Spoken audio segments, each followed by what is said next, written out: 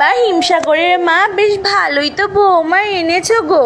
কানা নয়, পোকা ধরা নয়, এত অল্প বয়সে কি মিষ্টি একটা আম। হ্যাঁ গো চৌষা দিদি, ওই জন্যই তো কাঁচা মিঠে মা আর হিমসাগরের বিয়েটা দিয়েই দিলাম। দুজনের কম্বিনেশনে কি ভালো একটা আচার হবে বলো তো। কিন্তু হিমসাগর, তুই এত মুখ বেজার করে দাঁড়িয়ে রয়েছিস কেন বাবা? না না, আসলে আমার মুকুলটা বিয়ের নিয়মগুলো পালন করতে করতে একটু ক্লান্ত হয়ে গেছে তো, তাই আর কি। চলো আমরা এখন যাই, ওদের একটু আলাদা ছেড়ে দিই। উফ মা, তুমি না আর আমাকে মুকুল বলে ডাকবে না। আমি যথেষ্ট বড় হয়েছি, আমি এখন আম। তাছাড়া আমি আগেই বলেছি যে আমি এই বিয়েটা। চুপ কর। যত বড় বোটা না তত বেশি আঠা। অল্প বয়সে বেশি পাকিস না, স্বাদ ভালো হবে না বলে দিলাম। আচ্ছা আচ্ছা থামো, এখন চলো আমার সাথে। কাল বউ ভাতের আয়োজন করতে হবে তো নাকি?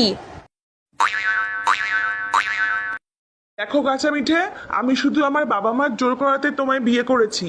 এর থেকে বেশি কিছু আশা করবে না আমার থেকে। আমি শুধু আমার আম্রপালিকেই ভালোবাসি। আমি তোমার সাথে মিলে আচার হতে চাই না, আমি আম্রপালির সঙ্গে মিশে ম্যাঙ্গো জুস হতে চাই।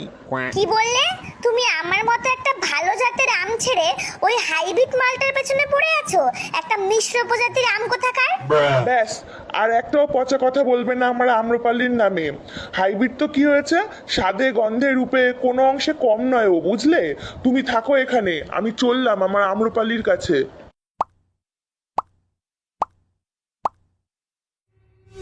চোষানা মল্লিকা না নই নই রে ফজলি, খেলি চিনিমিনি চিনিমিনি মন নিয়ে আম্রপালি।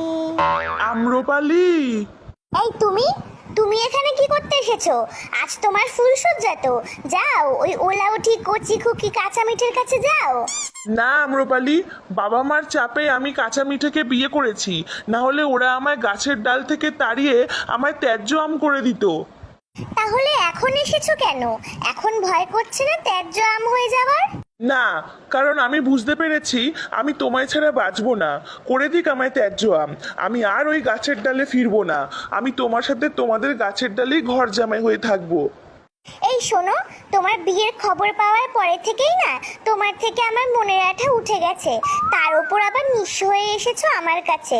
আমার কাছে না এই খোসা ছাড়ানো ত্যায্য আমের ভালোবাসার কোনো দাম নেই। আমি এখন আমার অ্যালফান্সোর প্রেমে পড়েছি। বিদেশি আম, বুঝলে, অনেক দাম। ও আমায় ফ্রুটস বুকে রিকোয়েস্ট সেন্ড করেছিল, কি হ্যান্ডসাম দেখতে। তারপর থেকেই চ্যাটিং শুরু হয় আমাদের। তুমি